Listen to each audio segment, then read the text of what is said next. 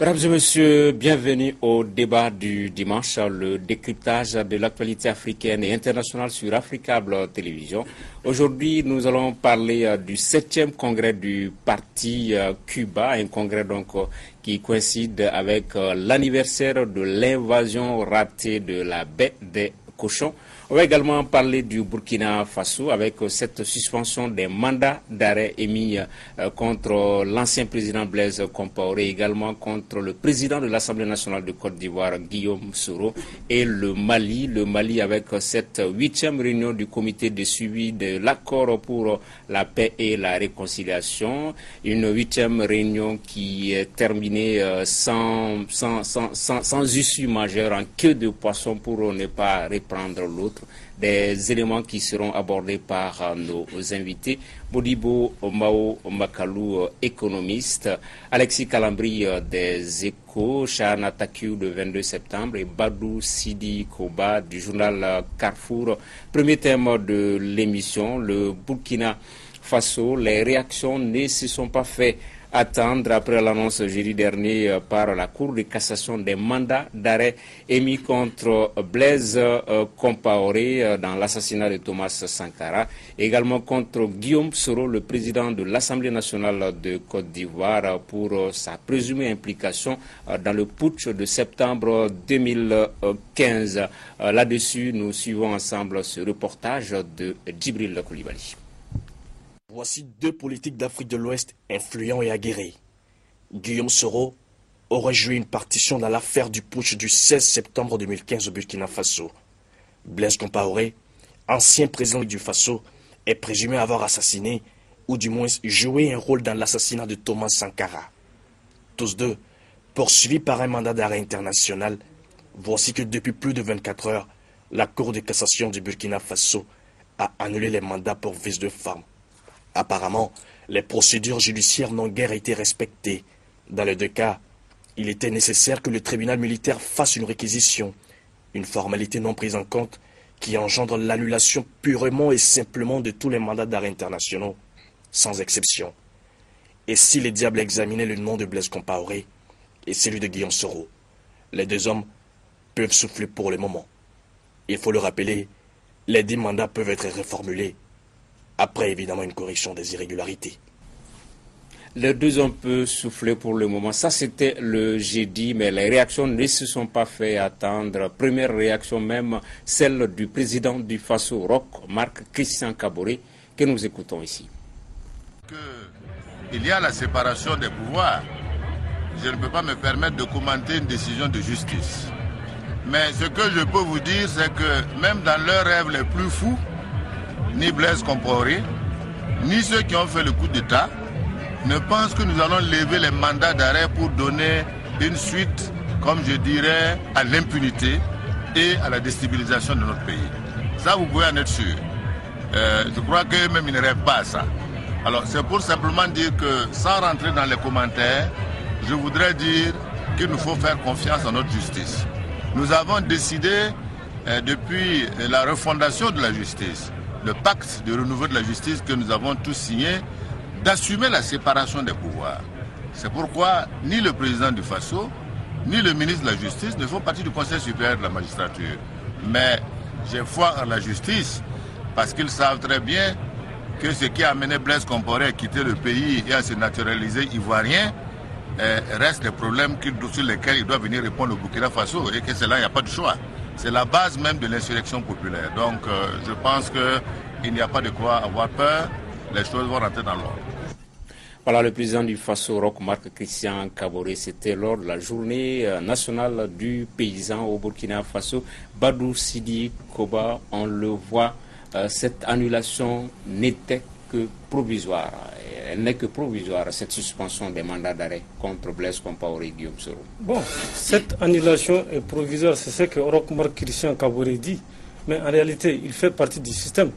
Et quand les forces nouvelles combattaient le régime de Laurent Gbagbo, il était avec le président Blaise Compaoré. Donc il en sait quelque chose. Au-delà de cela, la Côte d'Ivoire, quand même, c'est le puissant voisin du Burkina. Donc beaucoup de marchandises du Burkina transitent par la Côte d'Ivoire. Je pense que le Burkina n'avait d'autre choix que de lever ce mandat. Ce que j'aimerais ajouter aussi, c'est que Christian Kabore a parlé de l'indépendance de la justice. Parce qu'on dit que c'est la Cour de cassation qui a annulé ce mandat, parce que le procureur militaire a eu à dire que lui n'avait pas été saisi auparavant. Et le procureur de la République, Norbert Koudougou, lui, au contraire, a dit que ça, c'est pour mieux préparer les procès futurs. Donc, c'est dire que pour Guillaume Soro, ça peut se comprendre, mais pour Blaise Compaoré, on ne peut pas comprendre. Parce que, au moment, très rapidement, au moment du coup d'État militaire, Isaac Zida et un certain Bari, qui était ministre de l'administration territoriale, avaient mis en place un programme d'écoute parallèle. Donc, ils ont pu intercepter des communications entre Djibril Ipene Bassouli et... On n'en est pas encore là, on attend qu'il se soit authentifié par un prétoire, par une cour. Pour l'instant, on est dans des hypothèses. Mais déjà, Chana Takiou, par rapport à cette annonce de suspension des mandats d'arrêt émis contre Blaise Compaoré et Guillaume Soro. Oui, je parlerai plutôt d'annulation pour le moment des mandats d'arrêt, pas contre Guillaume Soro seulement, mais contre Blaise Compaoré et une dizaine de personnalités. Et je ne comprends pas le président du Faso quand il parle de séparation du pouvoir. À ce que je sache, c'est le commissaire du gouvernement qui a saisi la Cour de cassation par rapport à cette affaire-là. Donc, quelque part, le gouvernement n'était pas content des mandats d'arrêt lancés contre les personnalités citées. Donc le gouvernement en sait quelque chose et quelque part, il faut le dire, c'est politique, hautement politique. C'est pour disculper, de mon point de vue, le président de l'Assemblée nationale de la Côte d'Ivoire, Guillaume Soro. C'est vrai, les mandats sont annulés. Ils sont annulés. On va corriger les imperfections de la procédure judiciaire et on remet ça, mais il faut attendre quand on va remettre ça. Est-ce que Guillaume Soro sera concerné? J'en doute. Mais pour le moment, il faut attendre. Il y a eu des erreurs judiciaires. Et là aussi, ces erreurs judiciaires, il faut l'amputer à la fougue de la transition qui, quelque part par vengeance, s'est précipité à lancer ses mandats, sachant bien qu'un gouvernement légitime sera bientôt installé et il reviendra à ce gouvernement légitime vraiment de prendre les grandes actions de grande envergure. Mais la transition s'est précipitée à prendre de telles décisions pour se donner une bonne conscience. Malheureusement, elle a raté le coche. Ok, elle a raté le coche, la transition. Monsieur Magalou. Merci. Moi, j'ai une toute autre lecture autre que mes deux prédécesseurs. D'abord, on peut convenir que le Burkina Faso est une démocratie. Donc, il y a un état de droit. À la lecture, en tout cas, moi, ce que j'ai quand même retenu, c'est que lorsque j'ai entendu M. Ouédraogo, qui est le procureur général de la Cour de cassation, il s'est exprimé en ces termes-ci pour expliquer qu'il y a eu violation, enfin, il y a eu vice de forme et qu'il y a eu violation de l'article 130 du Code de procédure pénale, qui requérait que le juge saisisse le procureur par rapport, avant de lancer un mandat, avant que les réquisitions ne soient faites pour un mandat international. Je pense que c'est une stratégie. Parce que si vous allez à un procès, je ne suis pas juriste, mais c'est ma propre lecture personnelle, si vous allez à un procès avec un vice de forme, vous perdez d'avance. Donc le coût est trop haut et à mon avis, ils ont voulu rattraper cette erreur qui est rattrapable encore, parce que d'après ce que le président Kaboré vient de dire, il compte entamer la bonne procédure pour pouvoir aller tranquillement à un procès et pouvoir gagner ce procès. C'est ce que je crois. Ok, ici on a cette phrase du procureur de M. Ouédraogo, je cite, « Si vous laissez de telles erreurs, ça veut dire que le jour du jugement, un avocat arrive, il estime que le mandat émis contre son client ne remplit pas les formes, il peut demander tout simplement la nullité du mandat et des actes ultérieurs. » Alexis Calabri, est-ce que cette annulation, pour revenir sur de bonnes bases, c'est pour conforter l'accusation, c'est pour faire en sorte que les deux principaux concernés ne puissent pas sortir des mailles du filet? Oui, oui, tout à fait. Mais c'est effectivement pour mieux les ferrer, je pense. Mais il faut reconnaître que l'annulation est réaliste et humble. que les autorités reconnaissent que nous n'avons pas entamé la procédure comme elle se doit, pour moi, c'est signe d'humilité. Et ce qui se passe, c'est que les enquêtes ne sont pas annulées.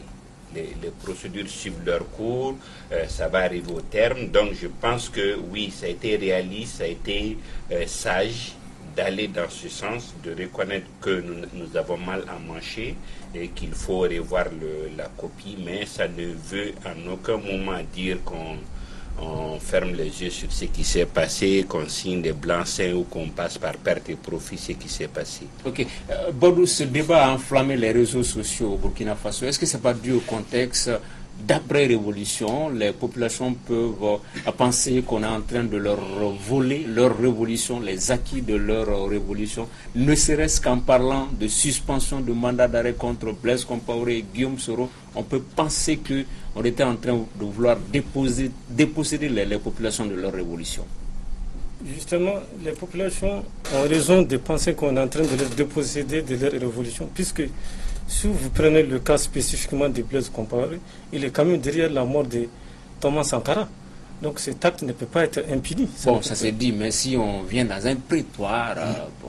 Non, si on vient dans un prétoire, logiquement, si nous partons de la logique, Blaise Compaoré ne peut pas aller en Côte d'Ivoire comme ça, sauf la nationalité ivoirienne, et rester sans être jugé après le crime qu'il a perpétré, n'est-ce pas, contre la révolution, contre le capitaine Thomas Sankara. Pour ce qui est du cas de Guillaume Soro, je ne vais pas anticiper sur les choses, ce qui est sûr et certain, Guillaume Soro, quelque part aussi, est impliqué dans le putsch parce que des conversations téléphoniques l'ont démontré. On démontré qu'il y a bel et bien eu des conversations entre lui et Djibril Bassolé et qu'au cours de leur conversation, il aurait même dit qu'il est derrière la mort de Ibé Koulibaly et la mort de Désiré Tagoro, le conseiller à la présidence. Hein, c'est votre point de vue, oui. Okay.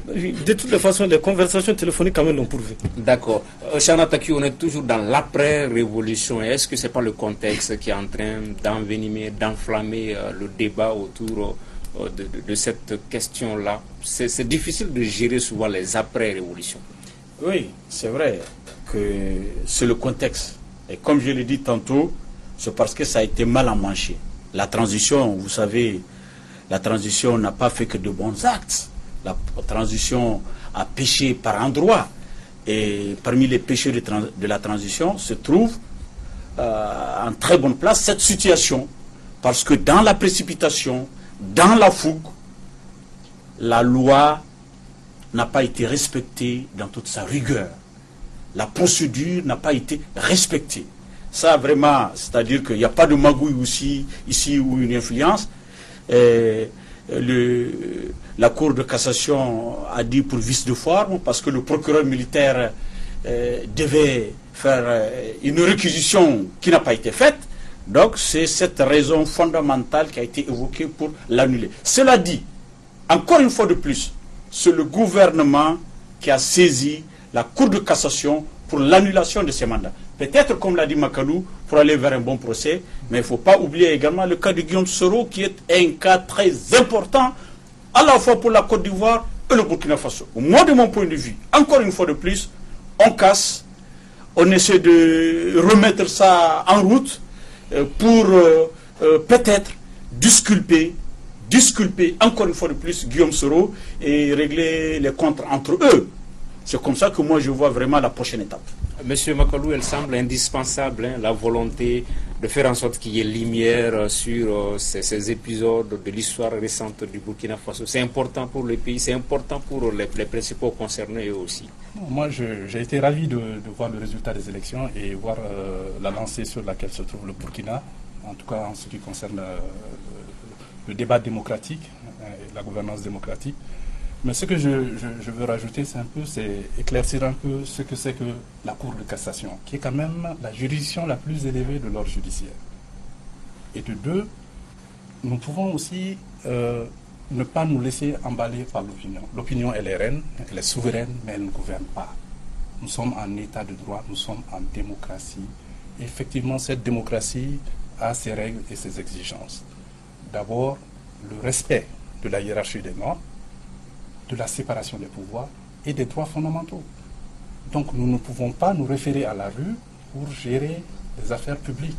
Parce que même la puissance publique en état de droit doit se soumettre quand même à la légalité.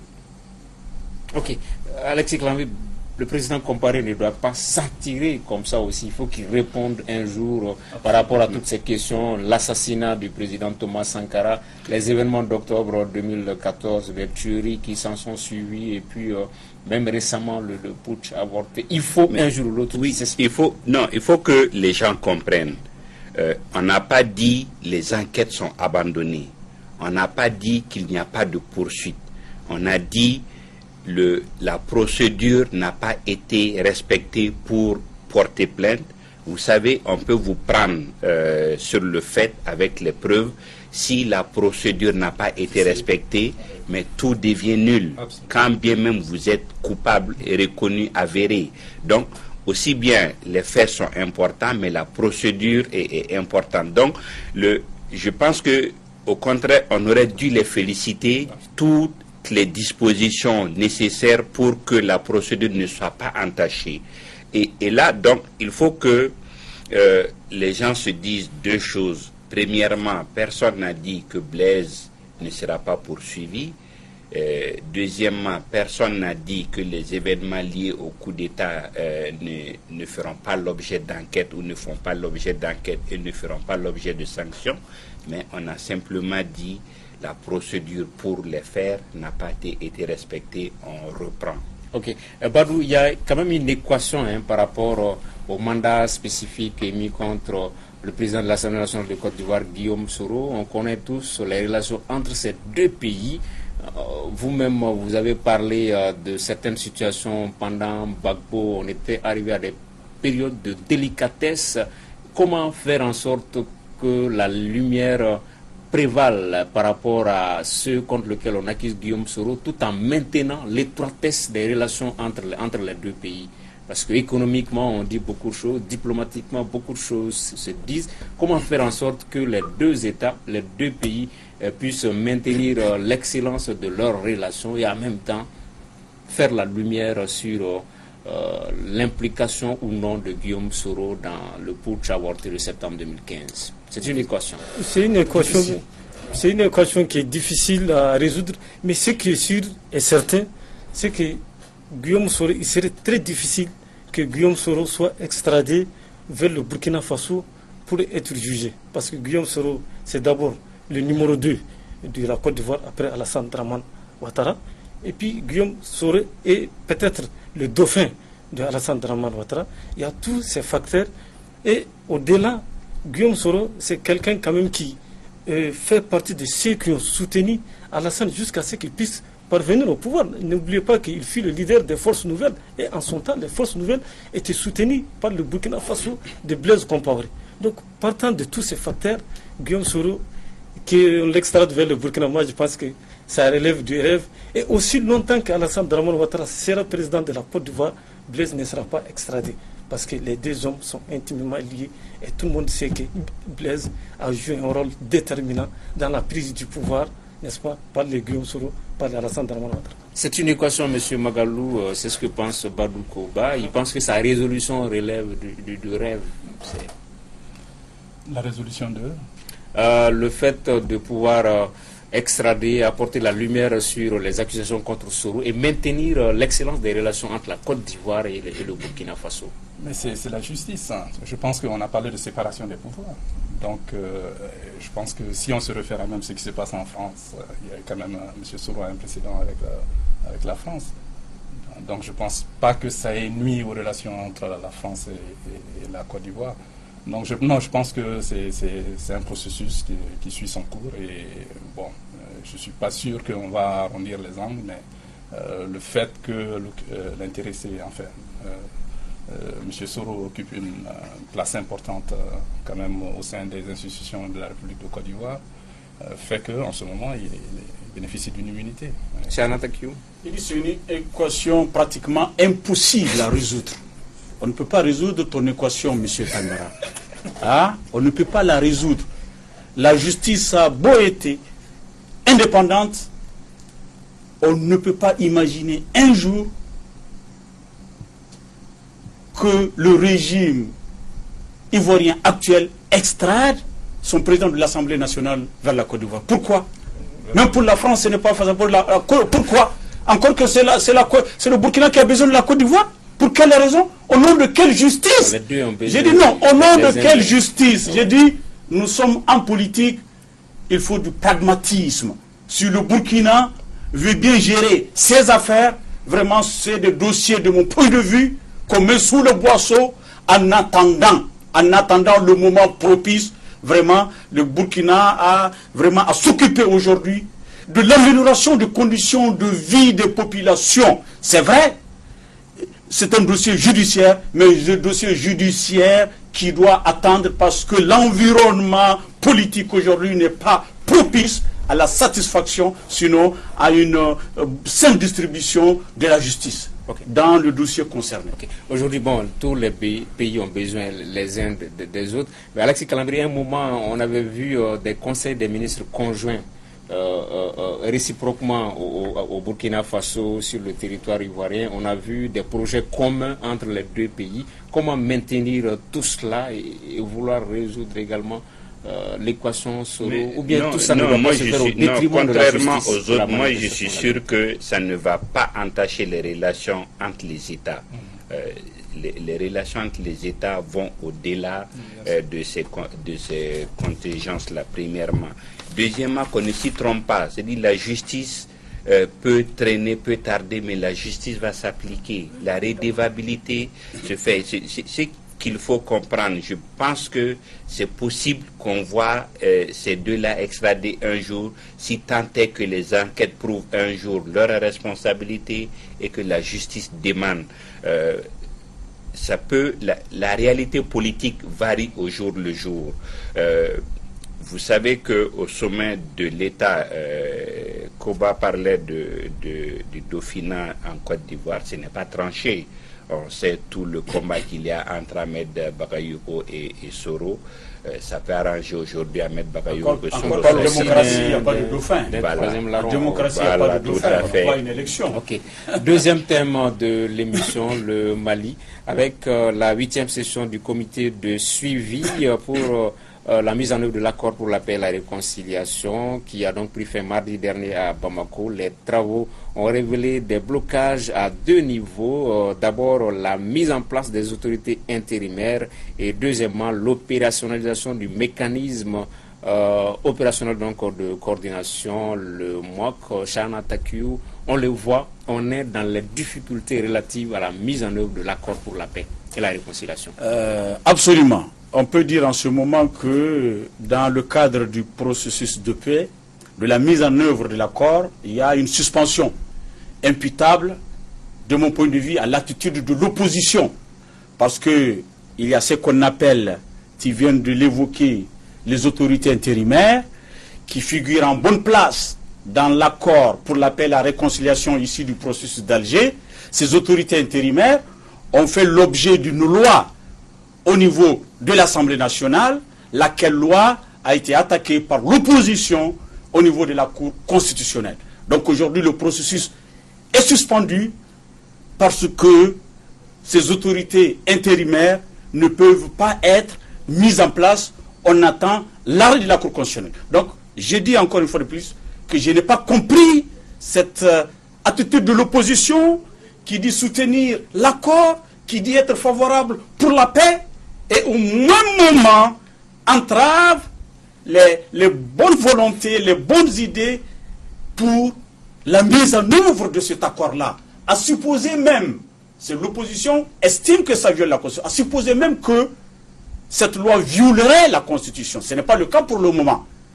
Je pense que pour la paix, au nom de la paix, au nom de la réconciliation, au nom de la mise en œuvre de l'accord, on aurait pu fermer les yeux sur certains aspects parce que, encore une fois de plus, la paix n'a pas de prix. Tous les jours ici, on viole les lois, on tord le cou à des décrets, à des décisions de loi, on ne dit rien. Mais aujourd'hui, il s'agit d'un acte majeur. Un acte majeur. Est-ce que vous voyez? On joue au dilatoire, on empêche au gouvernement d'avancer. J'ai dit, on empêche au gouvernement d'avancer à travers un alibi selon lequel les autorités intérimaires violeraient la Constitution. On attend l'arrêt de la Cour, mais pour le moment, le processus et arrêter. D'accord. Badou, est-ce qu'il faut accabler l'opposition comme les institutions du pays sont faites pour être sondées, pour qu'elles puissent intervenir dans des moments délicats de l'histoire du pays? Est-ce que pour autant il faut accabler l'opposition pour avoir saisi la Cour constitutionnelle? Bon, moi je pense que l'opposition est dans son droit pour saisir la Cour constitutionnelle. Mais il y a un autre aspect qu'il faudrait évoquer, c'est les partenaires techniques et financiers. Donc moi je pense que Radia Ashura l'a dit, il dit que le mécanisme, le plan d'urgence humanitaire tarde à être mis en place, les autorités intérimaires tardent à être mises en place, les gouverneurs n'arrivent pas à être installés. Moi je pense que ça c'est la responsabilité de la communauté internationale. C'est à la communauté internationale d'accompagner le gouvernement de la République du Mali. La communauté internationale a pris un engagement lors de la signature des accords d'Alger. Le gouvernement malien seul ne peut pas accompagner ce processus de paix avec ses maigres ressources à partir du moment où il y a le Sud aussi. Le ministre de la Défense et des anciens combattants, Tchama Iber Koulibaly, a récemment remis 42 véhicules au mécanisme opérationnel de coordination pour les patrouilles mixtes. Cela est un effort, mais c'est insuffisant, Il y a le cantonnement aussi des ex-combattants. Donc moi je pense qu'au lieu de s'en prendre chaque fois au gouvernement de la République du Mali, il faut aussi s'en prendre aux partenaires techniques et financiers qui ne sont pas en train de remplir leur part du contrat. Alexis, vous semblez ne pas d'accord par certains des propos de M. Koba. Non, je ne partage ni l'avis de Koba ni de Chahana. Je pense que le mécanisme est bloqué du fait du manque de sincérité de certaines parties. Dès le départ, l'opposition a effectivement dit que les autorités intérimaires, comme cela est conçu, a en son sein des signes de division, et c'est évident. Lesquels, il faut le dire. Non, Alex et Chana, on le laisse. Vous allez avoir la parole. Parce que l'opposition se plante par rapport à ça. Chana, moi je modère le débat. Laissez Alexis terminer, vous aurez votre tour de parole. Donc, si on ajoute à cela le fait que le mécanisme n'est pas tenu, en ce sens que, à la limite, chaque fois que ceux qui sont de l'autre côté de la table face au gouvernement veulent quelque chose, ils en font une conditionnalité et on l'applique. Mais de l'autre côté, il n'y a pas de contre-proposition. En l'état actuel, les partenaires techniques et financiers sont des accompagnateurs et des adjuvants. Ce n'est pas à eux de prendre les devants, ce n'est pas à eux d'impulser le mouvement, c'est de la responsabilité du gouvernement et du gouvernement seul. Ok. La mise en œuvre de l'accord grippé, M. Makalou, bon, c'est l'éternel statu quo, ça perdure finalement. Écoutez, moi je pense que ce n'est pas propre au Mali seulement, c'est un accord de paix. La paix, elle doit se conquérir. Et elle doit se conquérir avec les différentes parties. Mais on a trop duré dans ça. Il faut de la bonne foi. Bon, donc les accords de paix ont été signés quand même en mai et en juin de l'année dernière. Dans 2 semaines, ça va être le premier anniversaire. Et nous sommes à la 8e réunion du comité de suivi des accords pour la paix et la réconciliation. Je pense que, en fait, nous sommes dans le domaine de la planification stratégique, c'est-à-dire que c'est un processus continu de conception, d'action, de contrôle et d'ajustement. Ce n'est pas un processus statique. Dans la mise en œuvre, il y a toujours problème. Et si vous lisez les accords, il y a quand même pas mal, c'était un processus de négociation assez âpre. Et je pense qu'il y a des zones d'ombre qui n'ont pas été très bien élucidées et cela pose problème parce que les différentes parties ont différentes compréhensions de la même chose. Donc je pense qu'il s'agit de ne pas rester dans le statique. Il faut quand même, ce qui est avantageux, c'est que toutes les parties sont autour de la table. Personne n'a quitté pour le moment la table. Et le processus lui-même du CSA est présidé par la médiation internationale, qui est l'Algérie, entourée d'un certain nombre de nos voisins. Ensuite, le secrétariat est tenu par qui? Par la MINUSMA et un certain nombre d'organisations internationales.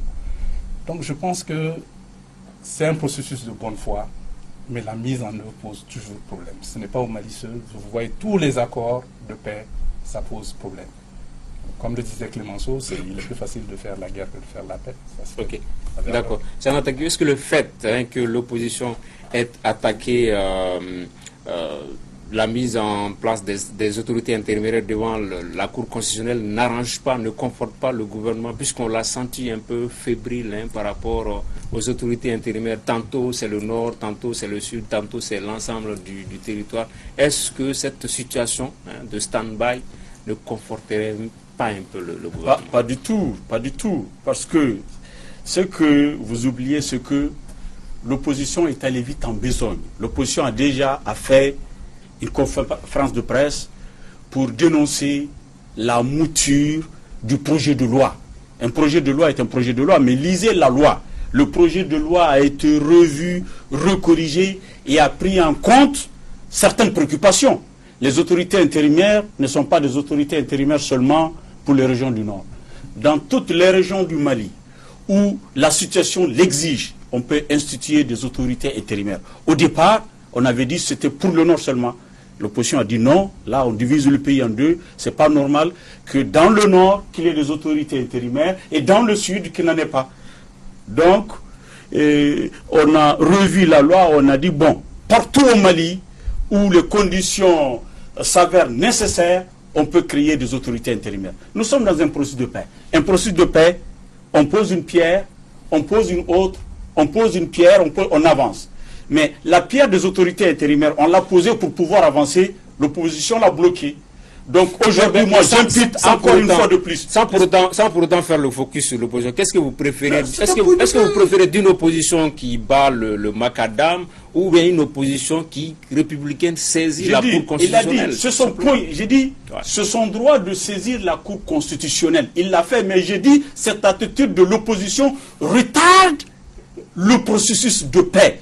Et que de mon point de vue, l'opposition aurait pu éviter de saisir la Cour constitutionnelle s'il tant est vrai qu'il est pour l'accord, pour la mise en œuvre de l'accord. Il dénonce souvent le gouvernement pour le retard accusé. Voilà qu'aujourd'hui, nous sommes dans un retard, dans une suspension de la mise en œuvre de l'accord, imputable à l'attitude de l'opposition. Oui. Parce que la violation de la loi, la paix n'a pas de prix.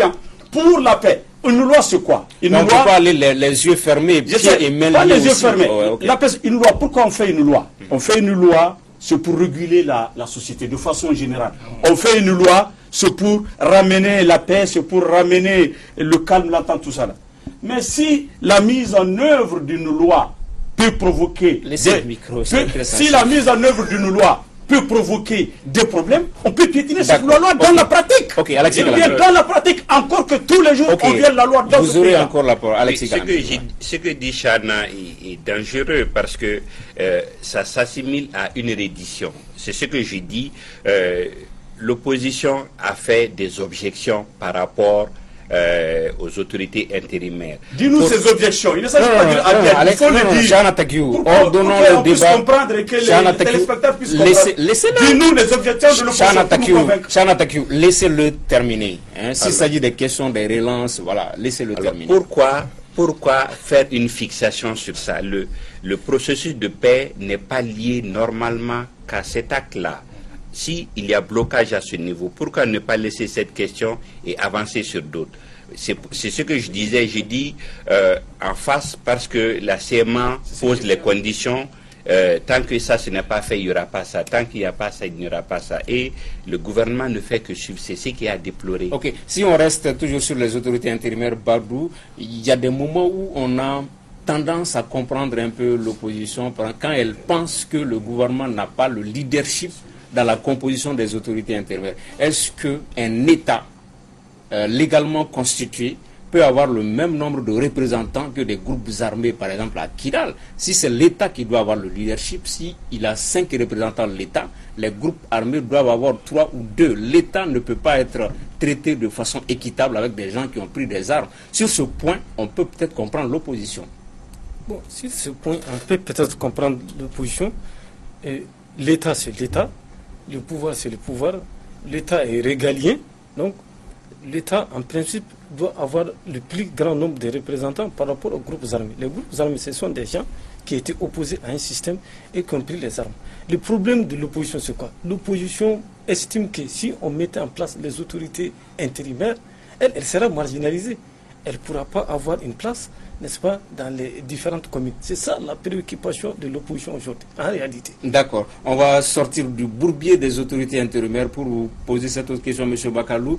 Tout cela coïncide. Hein. Sur ce plateau, on avait craint la prolifération des forums. Mais après Anefis, Kidal, aujourd'hui, il y a Menaka. Est-ce que c'est un forum de trop ou bien est-ce que ça va conforter le processus de paix, de mise en œuvre de l'accord? Mais bien sûr, vous savez toujours que Menaka a toujours été un point sensible de toutes les rébellions qui ont eu lieu au Mali. Généralement, avant Kidal, c'était de Menaka surtout qu'on parlait. Tout partait de Menaka. Et je pense qu'à partir de ce moment où, quand même, c'est... Après, on va à la Tombouctou. Menaka a été érigé quand même en région. Il y a un gouverneur maintenant. Je pense qu'il faut encourager le dialogue. Il faut encourager le dialogue intracommunautaire et extracommunautaire. Et je pense que c'est des initiatives à encourager. Ok. La crainte, c'est qu'on laisse de côté l'accord pour entrer dans des épisodes de forum à n'en pas finir, ou bien c'est une force inquiétique chez Anatakiou? Je dis vraiment, je ne suis pas d'accord avec Makalou. Menaka est une autre escroquerie après l'arnaque de Kidal. On veut nous faire croire que la mise en œuvre de l'accord passe aujourd'hui par des rencontres communautaires, voire intercommunautaires. C'est faux. Les forats, les rencontres communautaires, intercommunautaires ne sont ni plus ni moins qu'une manière pour une minorité agissante d'escroquer certains pour se faire la poche. Les rencontres de Kidal, celles de Menaka et celles qui seront organisées ailleurs, est-ce que vous voyez, ne sont pas, de mon point de vue, des forums qui puissent contribuer à la paix. C'est faux. Les communautés là, elles se connaissent, elles vivent ensemble, elles se réconcilient de façon naturelle, sans rencontre, sans fora. C'est une escroquerie et depuis très longtemps, on escroque nos autorités par rapport à ces forums, par rapport à ces rencontres, mais elles ne se ressaisissent pas. Il est temps que nos autorités se ressaisissent et s'approprient encore une fois davantage l'accord pour la paix et la réconciliation nationale.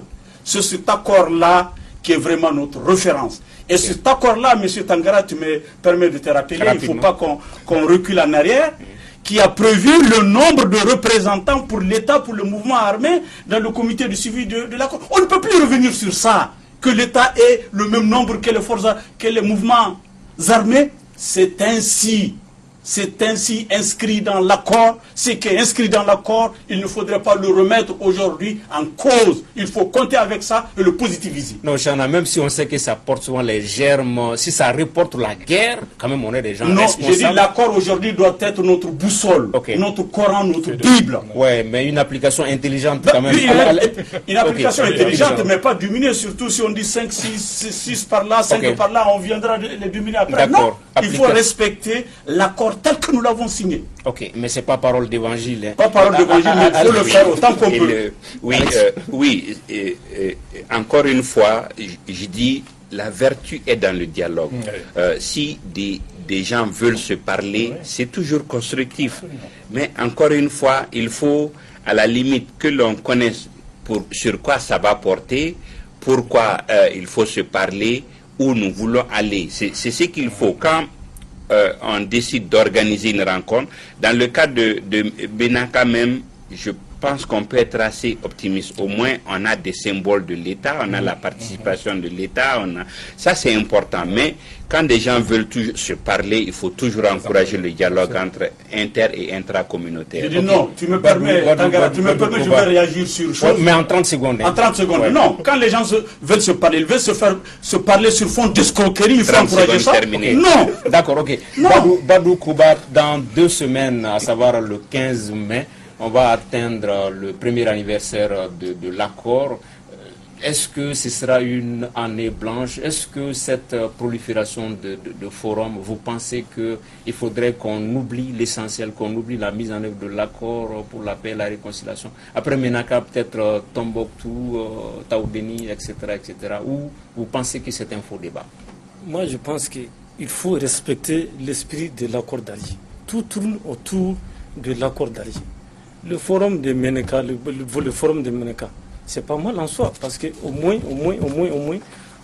au forum de Menaka, apparemment, il y avait les représentants de l'État, il y avait les représentants de tous les groupes armés, Et Aïchatou Walet Altanata, qui est membre du cadre de concertation des ressortissants de Menaka Bamako, l'a dit. Elle dit que c'est pour ressouder, n'est-ce pas, le tissu social qui a été disloqué par la rébellion. Le tissu social qui a été disloqué par la rébellion. Le 15 mai arrive. Le 15 mai arrive à échéance. Un an, ce serait peut-être un an jour pour jour. Mais moi, je pense qu'il faut toujours continuer avec l'esprit de l'accord. Peut-être que l'accord progresse en dents d'ici, mais comme l'a dit mon collègue, il est plus facile de faire la guerre que de faire la paix. Moi, je pense que le processus a été enclenché, le processus est en cours, le processus est en train de suivre son cours normal. Et j'ai appris récemment que Moussa Agassaride, qui était très goguenard, un des leaders du MNLA, a rendu le tablier parce que les accords d'Alger ont recommandé tout simplement une décentralisation poussée et non une autonomie de l'Azawad. Donc c'est quelque chose qui est très important. Ça veut dire que la paix est en marche. Un non-événement, la démission de Moussa? Vraiment un non-événement. Moi je ne parle pas de ça. On revient sur l'accord. On revient sur l'accord. On revient sur ces rencontres-là. Wallet que tu dis qui est... Oui, on laisse sur le forum. Oui, sur le forum, oui. On laisse Wallet. Oui, c'est elle qui... Non, ce Wallet, elle est du forum organisatrice, c'est une promotionnaire à moi, elle est à côté de moi à l'université, en première des années. Donc, je la connais pas. Aussi, hein. Oui, j'ai organisé, moi, j'ai participé à des forums dans le cadre du PSPSDN, à Goussi, à Bourem, dans beaucoup de choses. Je vous dis... Donc je vous dis... connaissant de cause que tu as dit ce que tu as dit. Oui, c'est de l'escroquerie. Ça n'apporte rien pour les tissus sociaux là dont vous parlez. Vous tous, que ce soit à Sikasso ou ailleurs là, il peut y avoir des problèmes au niveau du quartier, au niveau de la ville. Mais de façon naturelle, les gens se retrouvent pour se réconcilier. Sans tambour, sans tam-tam, sans manger de la viande ou boire de l'eau glacée. Et c'est ce qui le fera là. D'accord. Et si l'on sait qu'on a un État très très généreux, prêt à financer pour l'organisation de ces forums, ça peut peut-être encourager aussi, et il y aura d'autres forums. Troisième et dernier thème de l'émission, avec la fin il y a quelques jours à la Havane du 7e congrès du Parti communiste, des assises qui coïncident avec le 55e anniversaire de la proclamation du caractère socialiste de la révolution et de la fondation du parti. Ça coïncide également avec l'invasion ratée de la baie du Cochon en 1961, donc par des exilés cubains aux États-Unis. On suit ensemble cet élément et on se retrouve juste après. La vieille garde, toujours là. Et le père de la révolution cubaine, acclamé par les quelques 1000 délégués du Parti communiste, comme il en a toujours été. Je vais bientôt avoir 90 ans. Je ne l'aurais jamais imaginé. Bientôt, je serai comme tout le monde. Tout le monde s'éteint un jour ou l'autre. Mais les idées du communisme cubain resteront. Fidel Castro a évoqué sa mort et son legs lors de la clôture du 7e congrès du parti. Raúl Castro s'est lui aussi projeté dans l'avenir, dans l'après, sans pour autant céder une once de pouvoir. À 84 ans, il a été réélu premier secrétaire. Son numéro 2 reste son vieux compagnon de lutte, José Machado Ventura, 85 ans, pourtant annoncé sur le départ par de nombreux experts. Les vétérans de la Révolution garderont les commandes pour les 5 prochaines années. Étant donné l'inexorable loi de la vie, ce 7e congrès sera le dernier, conduit par la génération historique qui transmettra les bannières de la révolution et du socialisme aux nouvelles pousses. Comme si le parti repoussait l'inévitable, se doter d'une nouvelle direction politique. Seule concession accordée aux partisans du changement, la limitation à 70 ans de l'âge des principaux dirigeants de l'État cubain. Une réforme qui n'entrera en vigueur qu'en 2021. Raúl Castro, lui, a annoncé qu'il quitterait ses fonctions de président en 2018. D'ici là, il s'est engagé à mener à bien les réformes économiques annoncées lors du précédent congrès du parti en 2011, mais sans brusquer l'ouverture du pays et en écartant toute restauration du capitalisme sur l'île. Monsieur Makalou, le départ de la vieille garde, de la génération historique, est-ce que c'est la fin d'une époque? Oui, c'est C'est la fin d'une époque, une époque historique. Le président Castro, fidèle, il va célébrer ses 90 ans le 19 avril. Et son jeune frère qui a pris les rênes du pouvoir depuis environ 4 ans. Il faut dire que ce sont les deux frères qui se sont succédés depuis que le Parti communiste cubain a été créé en 1965 officiellement. Il existait avant. En fait, c'est l'amorce d'une nouvelle époque. Et vous avez suivi récemment le passage du président Obama à Cuba. Et ce que Raúl Castro a expliqué lors de ce congrès, c'est qu'ils sont en train de préparer l'avenir, mais ils le font avec prudence.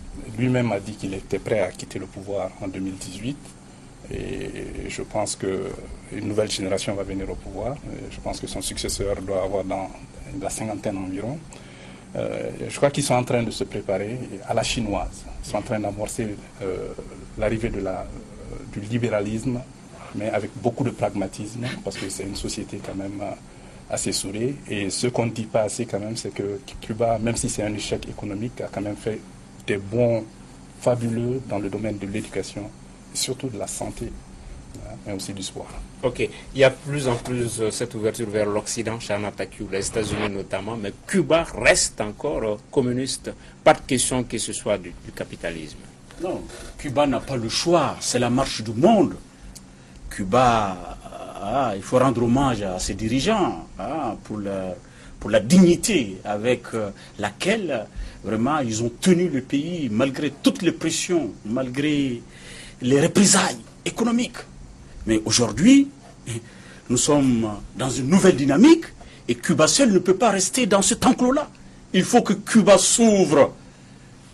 Le marxisme et le léninisme aujourd'hui a échoué.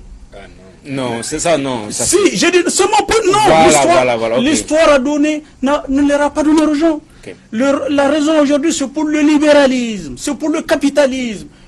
Cuba n'a aucune issue si ce n'est d'aller dans ce système-là.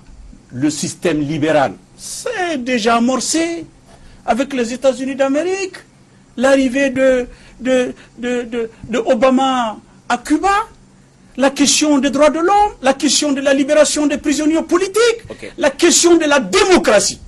Cuba sera obligé d'aller inéluctablement dans la voie de la démocratie parce que le socialisme ne peut plus demeurer. Ok, Cuba a résisté... Quand déplaise à mon bien-aimé, professeur Ali Noum Diallo, qui nous écoute en ce moment.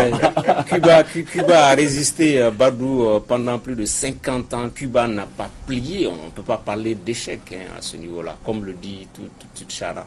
Bon, Cuba a résisté pendant 50 ans. Cuba n'a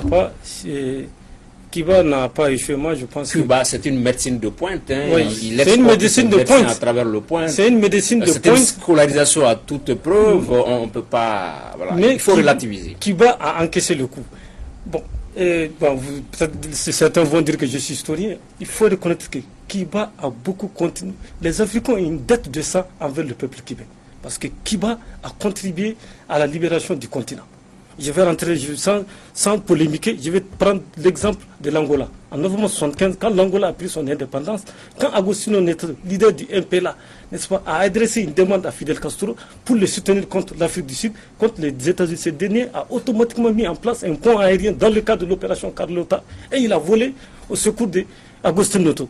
Et en janvier 1988, lorsqu'il y a eu la bataille de Cueto-Canaveral, et la bataille de Cueto-Canaveral a contraint les États-Unis d'Amérique, l'Afrique du Sud et l'UNITA à négocier avec le MPLA. Le résultat a été quoi? A été la libération de la Namibie, a été l'effondrement de l'apartheid. Et en 1977, quand il y a eu le conflit de l'Ogaden dans la Corne de l'Afrique, quand il y a eu le conflit, quand le président de l'Éthiopie, c'est son point de vue aussi, quand le président de l'Éthiopie de l'époque, le Mengistu Rouge, le colonel Mengistu Haïlé Mariam, combattait le général Mohamed Siad Barre de la Somalie à propos de l'Ogaden. Fidel Castro s'est personnellement déplacé pour demander aux deux d'arrêter le conflit. Et lors du conflit entre l'Algérie et le Maroc à propos du Tundif, Cuba a volé au secours de l'Algérie en envoyant au moins 600 soldats, ce qu'on appelle la guerre de sable, la guerre du Tundif. Dans le Mali a été médiateur. Donc en 63, qui a connu un dénouement erré en 63. Donc voilà des facteurs qui prouvent que on a une dette de sang envers le peuple cubain. Et Fidel Castro a joué un grand rôle dans la libération du continent. Ça, il faut le reconnaître. Et au-delà de ça, Cuba a envoyé ses médecins. Et quand il y a eu le virus Ebola, Cuba a envoyé une brigade de médecins en Sierra Leone, en Guinée et au Libéria. Voilà, donc c'est tranché. On ne peut pas parler d'échec. Quand je parle d'échec du marxisme de façon générale, pas appliqué seulement au cas de Cuba. Je parle de façon générale. Il faut que cela soit précisé. Oui. Je suis heureux de l'absence de Adam et de Serge par rapport à cette question. Et je vois que je ne suis pas le seul communiste sur la table. Non, le communisme ne peut pas mourir. C'est la doctrine qui se bat pour plus de justice sociale, pour l'égalité des chances pour tout le monde.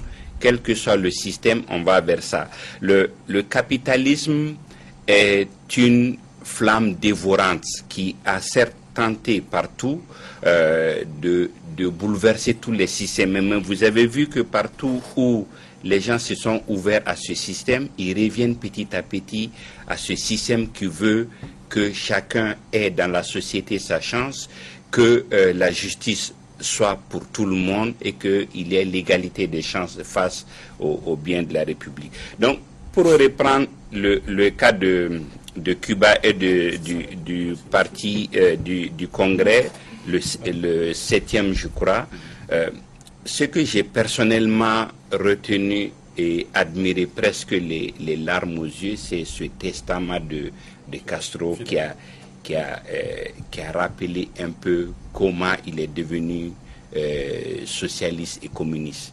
C'est un fils de bourgeois au départ, à ne pas oublier, mais qui a compris qu'il faut, pour plus de justice sociale, qu'il faut qu'on se batte pour que chacun ait dans la société sa chance. Et ça, c'est à ne pas négliger. Ouais, c'est très intéressant. On me signale qu'on est au terme de l'émission. 30 secondes chacun. Chana, ensuite, M. Magalou. Pour lui dire, il a énuméré un certain nombre de vertus du socialisme, de léninisme. Mais la démocratie, c'est quoi? La démocratie, c'est ça, c'est la justice sociale également. C'est la justice sociale, la démocratie, c'est la mère de toutes les vertus. D'accord. Le développement durable aussi.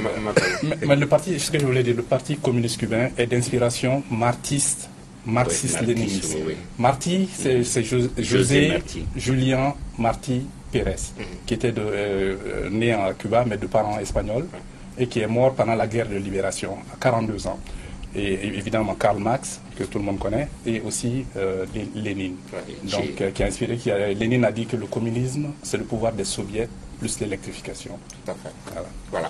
Et c'est sur ce que prend fin ce numéro du débat du dimanche. Merci de l'avoir suivi. Nos invités étaient Modibo Mao Makalou, économiste, Alexis Calambri des Échos, Chana Takiou le 22 septembre et Badou Sidi Koba du journal Carrefour. Merci de l'avoir suivi.